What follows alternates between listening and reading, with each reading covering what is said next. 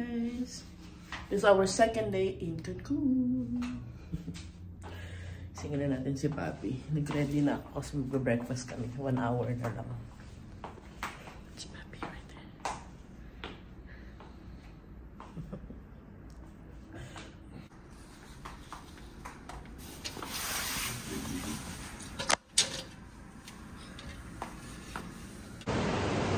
Look at the view in the morning. Ganda! Nakabes! Ang ganda pa sa kinabukasan, masis. Look at that. Yung water kulay blue. Sa Boracay kulay green, dito kulay blue. Ganda oh. Ganda. Okay, let's go to breakfast. Baka nang gigawat ko dito. That's okay. Breakfast? Huh? Here's breakfast. So let's see breakfast.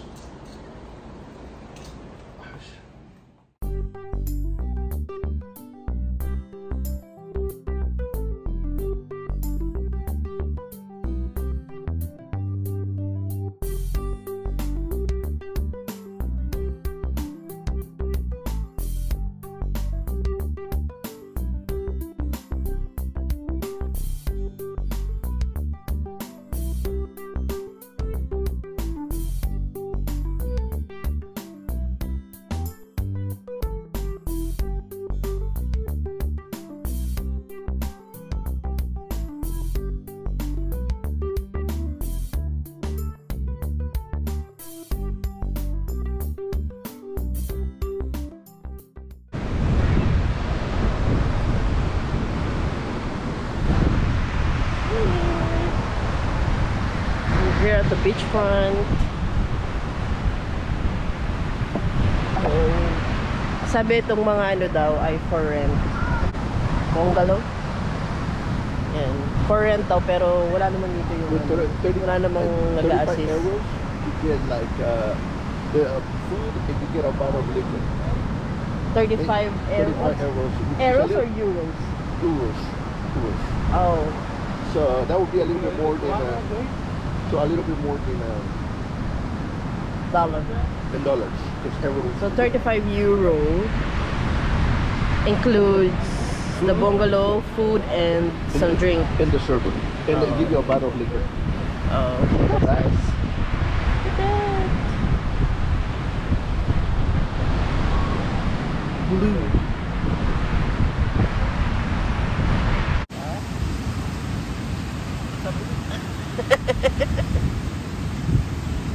Come closer to me, baby.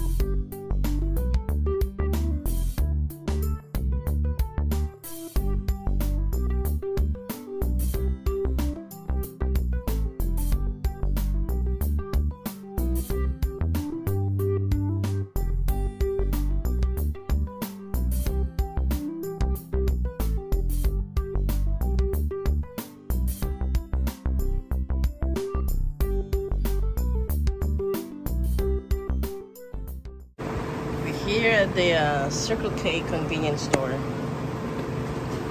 Pili daw siya ng beer kasi mahal ang beer sa sa hotel at saka hindi niya gusto yung brand.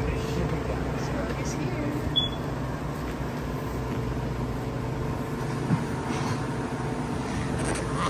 Bumili din ako ng mga souvenir. Ay, dala ko pala yung bag ng Boracay. Ayan, bumili ako ng souvenir. Ha? Yeah. This is their convenience store.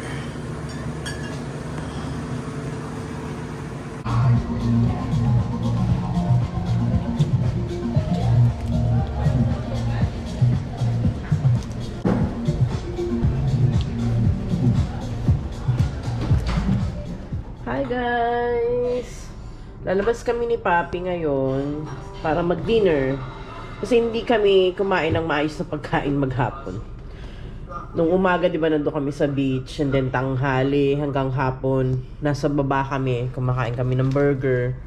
And then, pagkatapos nun, umakit na kami para magpahinga at nag-edit ako ng video, tapos siya, chill. Tapos, ngayon, lalabas tayo. Dala ko yung bag na Boracay.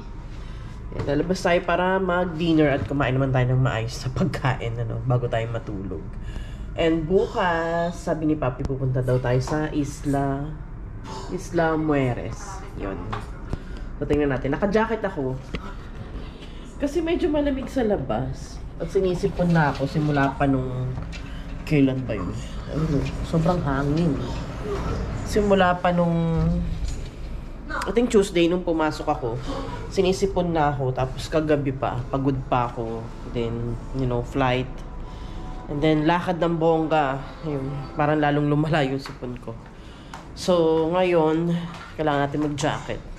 Wala akong sombrero pero okay lang naman. Papi, you ready?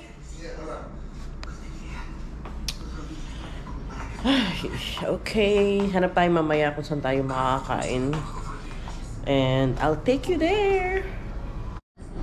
Pakita ko pala yung outfit ko. Yung dress natin na... Matagal na tong dress na to, parang bago ako umuwi ng Pilipinas. Ito pa nga yung suot ko sa Philippines eh. Ayan. Tapos ito yung chinelas ko. And jacket from Walmart. Oh, diba? Tapos yung hair ko kanina na pinagawa. For $40. Maganda naman siya, kaso parang mas gusto ko lahatin na lang. Sana pala pinalahat ko na. Pero mahal kasi, parang abutin ako ng $80 yata or $90. So ayan, okay naman siya. Pink, purple, blue, tsaka white. Yan. Hindi na bibigyan ng hustisya kasi madilaw yung ilaw dito sa hotel. Pero ayan, okay naman siya. Diba?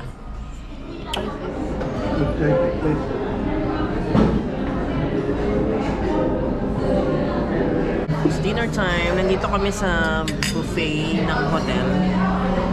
And hindi ko alam yung mga pagkain nila. So ito, kumuha lang ako ng chicken. Ito parang meron ito tayo sa Pilipinas eh. Ito dyan. Ito yun, tsaka rice. Si Papi nagkikrave daw siya sa salad. Yung salad.